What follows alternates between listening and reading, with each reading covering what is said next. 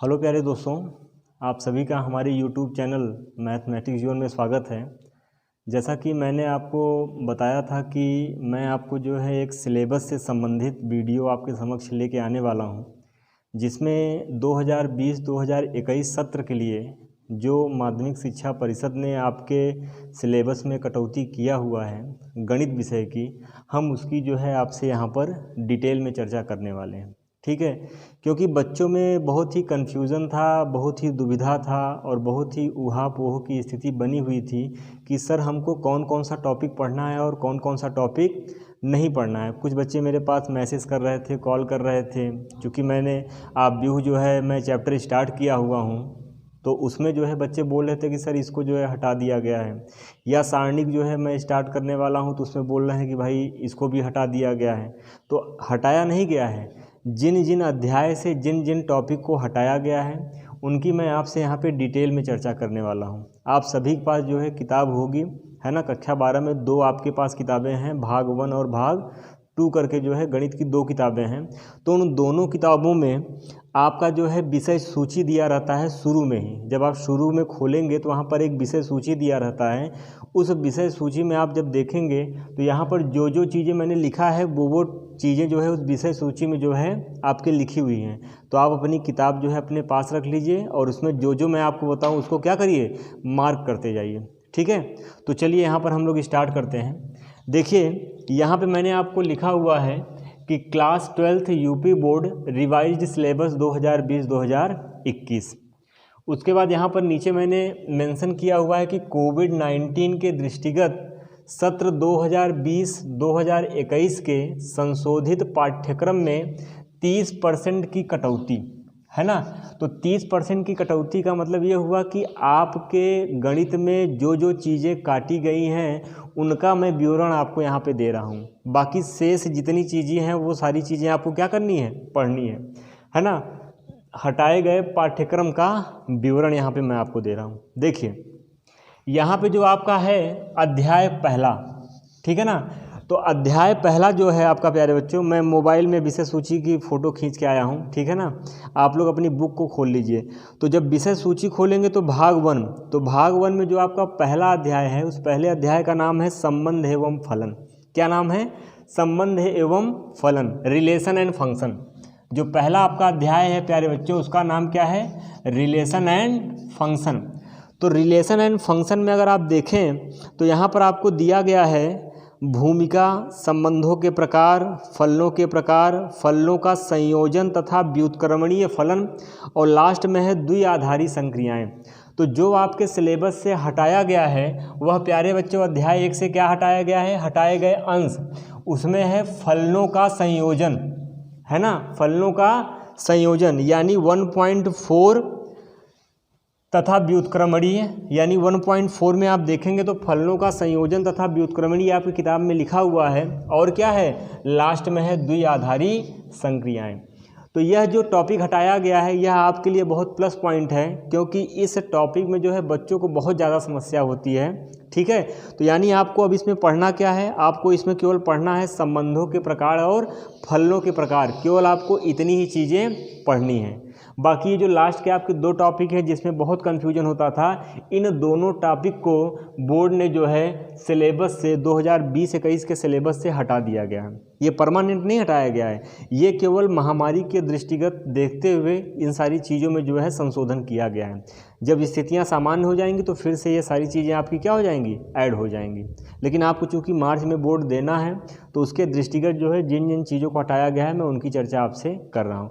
तो पहले चीज़ क्लियर हो गई, अध्याय 1 में आपको क्या क्या पढ़ना है और क्या क्या नहीं पढ़ना है उसमें आप मार्क करते चले जाइए। किताब आप रख लीजिए और जो जो मैं आपको बता रहा हूँ उसको आप जो टिक करते चले जाइए। ठीक, बात करते हैं प्यारे बच्चों अध्याय 2 की।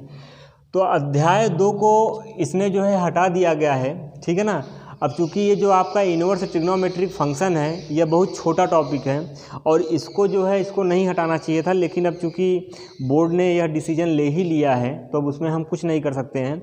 तो इसमें जो आपका दिया गया है वह दिया गया है आधारभूत संकल्पनाएं, यानी प्रतिलोम त्रिकोणमिति फलनों के आलेख।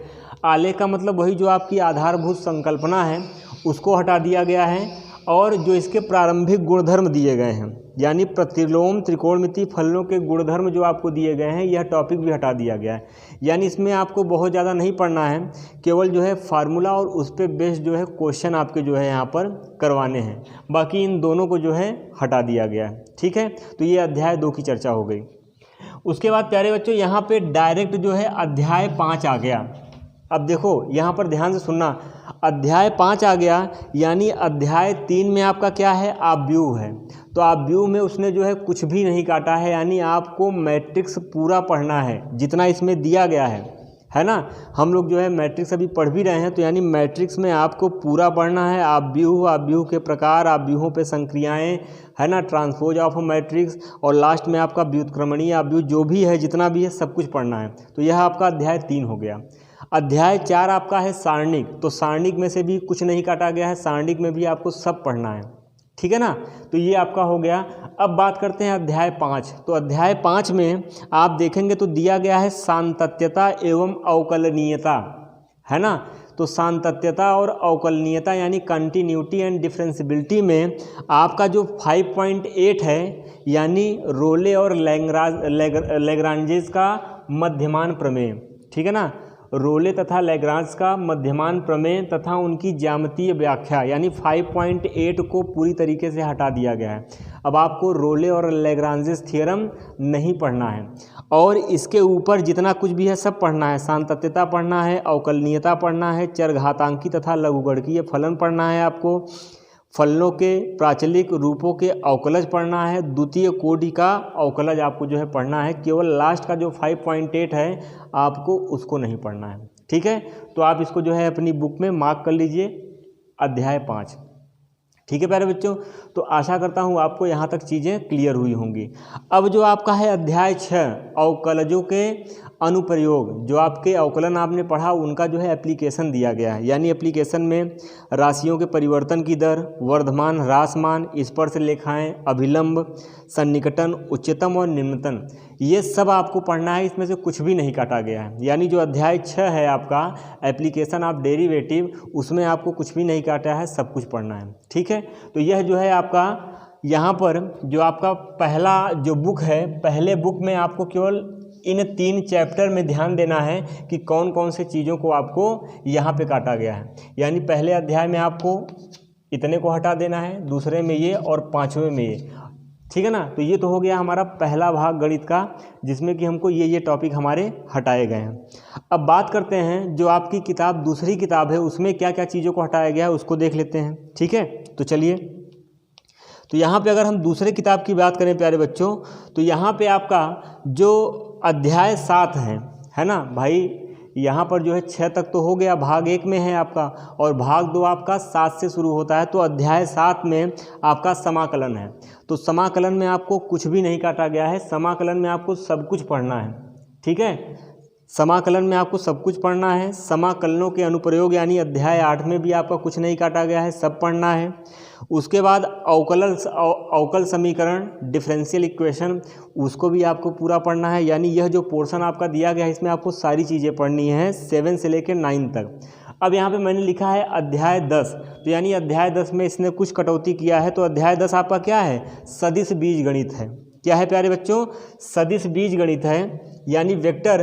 तो इसमें से जो आपका हटाया गया है वह हटाया गया है सदिशों के अदिश त्रिक गुणन को हटा दिया गया है ना।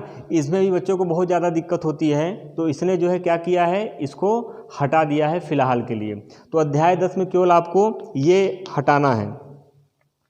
ठीक है, अदिशों का, सदिशों के अदिश त्रिक गुणन ये आपका जो है इसमें नहीं है। ठीक, तो ये तो हो गया अध्याय 10 की बात। उसके बाद बात करते हैं अध्याय 11 की। तो अध्याय 11 में आपका जो है क्या काटा गया है, त्रिविमीय ज्यामिति है आपका अध्याय 11।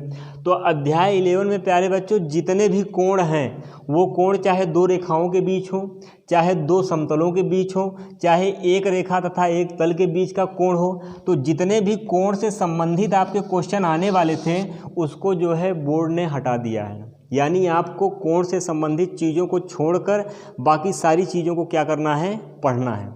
ठीक है। तो ये जो है आपका अध्याय 11 में जो जो टॉपिक आपके हटाए गए हैं उनकी चर्चा है।